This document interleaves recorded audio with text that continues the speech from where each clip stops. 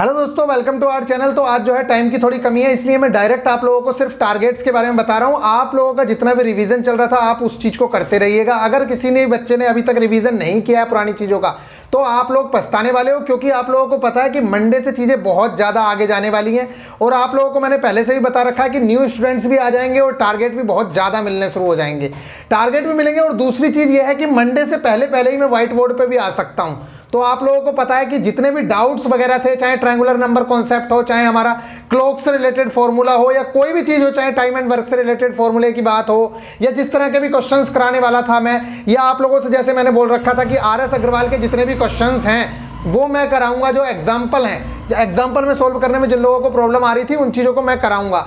Even आप लोगों को बताया था मैंने कि स्टैटिक वाली वीडियो थी वो भी आनी थी, तो मैंने इसीलिए रोक दी कि अब आपको व्हाइट बोर्ड पे ही वो वाली वीडियो भी मिल जाएगी। और एक मैं क्वेश्चंस मतलब जो फॉर्मूलों की जो सीरीज है, जिस तरह से आपको 2D और 3D के फॉर्मूले याद नहीं होते हैं, उसकी एक मैं सीरीज निकालूंगा जिसमें 10-10 मिनट की 4 या 5 वीडियोस होंगी और आपको सारे फॉर्मूले विद प्रैक्टिकल आपको पता चल जाएंगे कि किस तरह से क्या चीजें होती हैं। आप लोगों को रटने की एक भी क्वेश्चन जरूरत नहीं पड़ेगी। तो चलो उसके बारे में तो बाद में बात करेंगे। फिलहाल आज डायरेक्ट बात कर लेते हैं टारगेट्स के बारे में कि क्या क्या टारगेट्स आप लोगों के रहने वाले हैं। आई होप कि आपने 40 मार्क्स वाला जो टेस्ट था, 45 मार्क्स वाला, वो टेस्ट दे दिया होगा। अगर जिस भी बच्चे ने अभी तक टेस्ट नहीं दिया है आप लोग टेस्ट जरूर से जरूर दे दें। और जितने भी न्यू स्टूडेंट्स हैं उन सब लोगों से मैं रिक्वेस्ट कर रहा हूं कि जितने भी सोर्सेज हैं उन चीजों को अरेंज कर लो। जैसे कि मैंने आप लोगों को बताया कि बुक्स हो, एनसीईआरटी की बुक्स आपके पास होनी ही चाहिए। उसके अलावा जैसे कि हम लोग मैथ्स करते हैं, रीजनिंग करते हैं, जीके करते हैं, तो इनकी सबके आपके पास नोटबुक होनी चाहिए। कम से कम एक छोटी छोटी नोटबुक भी होगी तो हो जाएगा काम। उसके बाद मैंने आप लोगों को बताया है कि रिवीजन जो है इतने अच्छे से करा दिया जाएगा, एग्जाम से पहले आपके 2 से 3 बार सिलेबस को निपटा लिया जाएगा। तो आपको घबराने की कोई जरूरत नहीं है, बड़े आराम से सारी चीजें हो जाएंगी। बस आप लोगों को लगे रहना होगा। अगर इस टाइम पे भी हार मान गए और आपके 40-50 नंबर आ रहे हैं या 60 नंबर भी आ रहे हैं तो आप ये समझ के चलिए कि इससे अच्छा चांस कभी फिर मिलना नहीं है। और अगर अभी हार मान गए तो फिर हार मान के बैठ जाओ। जैसे कुछ बच्चे कह रहे हैं कि भैया एग्जाम तो होना नहीं है तो पढ़ के क्या करेंगे, तो फिर बैठ जाओ घर। आप बैठ जाओ घर, दूसरा सामने वाला तो बैठने वाला है नहीं। वो आपके ऊपर डिपेंड करता है कि करना है कि नहीं करना है। बस अब आप बात करते हैं टारगेट के बारे में क्या है। तो टारगेट में मैंने क्या करा है, आप लोगों को पता होगा कि लगातार इस तरह के क्वेश्चन पूछे जाते हैं कि फीफा वर्ल्ड कप का मस्कट क्या था, मतलब जो शुभंकर है वो क्या था। तो ये चीजें आप लोगों को पता होनी चाहिए। इसका आप लोगों को सारे जितने भी गेम्स हैं, चाहे वो ओलंपिक हो, फीफा हो, चाहे राष्ट्रमंडल खेल हो, एशियन गेम्स हो, इनके सारे जो मस्कट है वो एक जगह लिख के दे दिए गए हैं। तो आप लोगों को वो वाली चीजें पता होनी चाहिए। तो एक तो आप लोगों को वो चीज कवर करनी है। उसके साथ साथ न्यूक्लियर फिजिक्स, मैंने आप लोगों को बोला था कि जो फिजिक्स और केमिस्ट्री में जो हमारे टॉपिक बचे हुए हैं, मतलब विविध से रिलेटेड कुछ टॉपिक्स बचे हैं। अब ऐसा तो है नहीं जैसे कि न्यूक्लियर फिजिक्स बची है तो अब न्यूक्लियर फिजिक्स पूरी थोड़ी पढ़ाई जाएगी कि भाई मैं पूरी फिजिक्स पढ़ना शुरू कर दूं। न्यूक्लियर फिजिक्स से जो हमारे लिए इंपॉर्टेंट चीजें हैं वो वाली चीजें आप लोगों को प्रोवाइड करा दी जाएंगी। आधा पेज है वो, उसे आप कंप्लीट कर लोगे तो हो गया काम। इसलिए लिमिटेड पढ़ना बहुत ज्यादा जरूरी है। अगर आप इन डेप्थ जाना शुरू करोगे तो एक एक टॉपिक के अंदर आप लोगों को खुद को पता है कि 12th में मान लो इलेक्ट्रिसिटी पढ़ रहे हैं तो 12th की इलेक्ट्रिसिटी अलग होती है भाई। 12th की इलेक्ट्रिसिटी में बहुत सारी चीजें होती हैं। अब न्यूक्लियर फिजिक्स पढ़ने जाओगे तो न्यूक्लियर फिजिक्स से बंदा पीएचडी कर लेता है, ठीक है। तो आपको इतना करने की जरूरत नहीं है, जितना आपके काम का है सिर्फ उतना पढ़ना है। अब मान लो कंप्यूटर से रिलेटेड 1-2 क्वेश्चन आ रहे हैं तो इसका मतलब ये नहीं कि आप पूरा कंप्यूटर पढ़ डालो। कंप्यूटर साइंस से बंदे बीटेक कर रहे हैं, क्या क्या कर रहे हैं, तो आप लोगों को इतना पढ़ने की जरूरत नहीं है। ट्रिपल सी भी हो रही है, ओ लेवल भी हो रहा है, सब कंप्यूटर से ही हो रहा है। तो इसलिए आपको यह पता होना बहुत ज्यादा जरूरी है कि हमारे लिए इंपॉर्टेंट चीजें क्या हैं, ठीक है। तो अगर मैं कंप्यूटर से भी आप लोगों को चीजें दूंगा तो बहुत ज्यादा इंपॉर्टेंट और सिलेक्टिव चीजें दूंगा। इसलिए आप लोगों को टेंशन लेने की जरूरत नहीं है। एक तो आप लोग न्यूक्लियर फिजिक्स करनी है, आप लोगों को खेलों के शुभंकर करने हैं। उसके अलावा मैंने आप लोगों को जल्दी जल्दी में इन्वायरमेंट से रिलेटेड टॉपिक दिया था एक, कि आप इन्वायरमेंट कवर कर लेना। एक चीज हमेशा ध्यान रखो, अगर कोई सब्जेक्ट मान लो कंप्लीट भी नहीं है, आपका कंप्लीट नहीं है, तो कम से कम ऐसा जरूर करके जाओ कि अगर उसमें से 4 क्वेश्चन आ रहे हैं, मान लो बायो में से आपकी बायो कंप्लीट नहीं है और बायो के 6 से 7 क्वेश्चन आ रहे हैं, तो आपके पास 2 से 3 पेज में ऐसा कंटेंट होना चाहिए जिसमें से कम 2-3 क्वेश्चन फंस जाएं। तो वही कंटेंट आप लोगों को प्रोवाइड कराया गया था। तो अभी बायो हमने कंप्लीट भी नहीं की है, तो अगर कुछ भी नहीं कर रहे हो तो वो बायो के जो क्वेश्चंस हैं उन्हें तो आप करोगे ही। उसके अलावा इन्वायरमेंट का जो आधा पेज है वो आप लोगों को कंप्लीट करना है।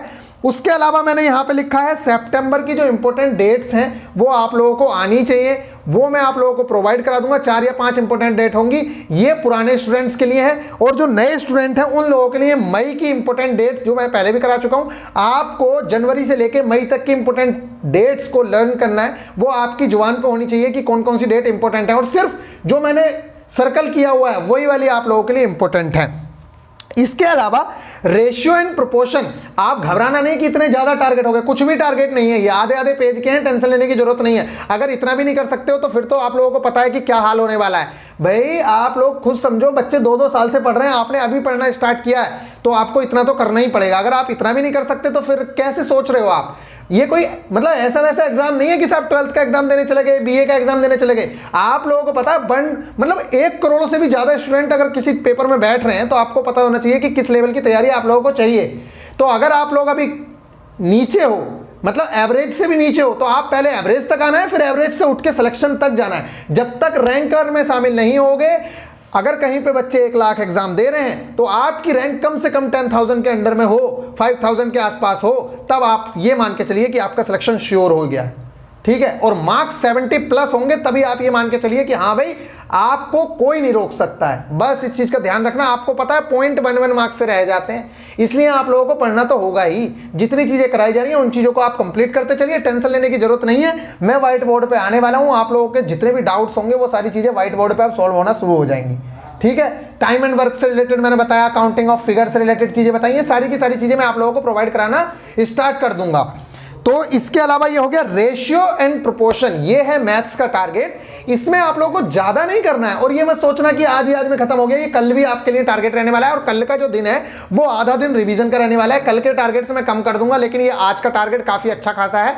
और ये न्यू स्टूडेंट्स को भी कंप्लीट करना है, ओल्ड स्टूडेंट को भी कंप्लीट करना है। और न्यू स्टूडेंट बिल्कुल भी टेंशन ना लें, क्योंकि उन लोगों को मैंने बताया है कि मंडे से बहुत अच्छे से सारी चीजें चलने वाली हैं, लेकिन उसकी शर्त एक ही है कि रेस्पॉन्स अच्छा आना चाहिए। अगर आप लोगों ने रेस्पॉन्ड नहीं किया तो आप लोगों को पता है कि फिर किस तरह की चीजें चलने वाली हैं। तो आप लोगों से एक ही उम्मीद की जा रही है कि आप लोगों का रेस्पॉन्स अच्छा होगा, तो आगे चीजें कंटिन्यूअसली चलती रहेंगी, ठीक है। फिर मिलेंगे नेक्स्ट वीडियो में, तब तक के लिए बाय। बस इतनी चीजें कर लो आप लोग। हाँ, एक चीज और, बच्चे लगातार पूछ रहे हैं कि एक्यूरेसी कैसे आएगी, एक्यूरेसी कैसे आएगी। इस चीज पे मैं वीडियो बना दूंगा। आप लोगों के जितने भी Q&A वाला एक सेशन ले लेते हैं, Q&A वाला, जितने भी आप लोगों के डाउट्स आ रहे हैं, क्वेश्चन आंसर्स आ रहे हैं कि ये क्वेश्चंस लेने, वो वाले क्वेश्चंस मैं ले लूंगा, उस चीज की आप टेंशन मत लो। लेकिन एक चीज हमेशा ध्यान रखो, जब तक आप रिविजन नहीं करोगे, कॉन्सेप्ट्स क्लियर नहीं होंगे, तो एक्यूरेसी कैसे आ जाएगी यार। एक्यूरेसी ना आने का एक ही मकसद है कि आप रिविजन नहीं कर रहे हो चीजों को, मतलब आपके कॉन्सेप्ट्स क्लियर नहीं है। एक भाई बात हो, जैसे मैंने ओम का नियम दिया, आप लोगों ने वो क्वेश्चन गलत कर दिया, स्टार्टिंग में देखा व्यूअर आ रहा है यार, लगा दिया। कम से कम चारों ऑप्शंस तो देख लो कि क्या कहना चाह रहा है वो। इसके अलावा एक क्वेश्चन और दिया मैंने, आपने वो क्वेश्चन भी गलत कर दिया। तो आप लोगों को ये वाली चीजें पता होनी चाहिए। मतलब 0 केल्विन और -273 डिग्री सेल्सियस का अगर अंतर नहीं पता चल रहा है तो आपको पता चल रहा है ना कि एक्यूरेसी कहां मिस हो रही है, एक्यूरेसी कहां जा रही है। वही चीज है कि आप चारों ऑप्शन ध्यान से नहीं देख रहे हो, आपका कॉन्सेप्ट क्लियर नहीं है और रिवीजन नहीं कर रहे हो। अगर रिवीजन किया होता, कॉन्सेप्ट क्लियर होते, तो कोई भी बंदा ऐसा नहीं है जिसका क्वेश्चन गलत हो जाए। तो मिलेंगे फिर नेक्स्ट वीडियो में, तब तक के लिए बाय, टेक केयर। बस कंटिन्यूअसली लगे रहो, कोई रोक नहीं सकता है। मैंने कह दिया 2 से 3 बार सिलेबस कंप्लीट हो जाएगा, बस आपको लगे रहना है, ठीक है। फिर मिलेंगे नेक्स्ट वीडियो में, तब तक के लिए बाय, टेक केयर। अभी वीडियोस में क्वालिटी वगैरह नहीं मिल रही होगी, उसकी टेंशन मत लो। मंडे से सारी चीजें बहुत अच्छे तरीके से चलने वाली हैं और हो सकता है मंडे से भी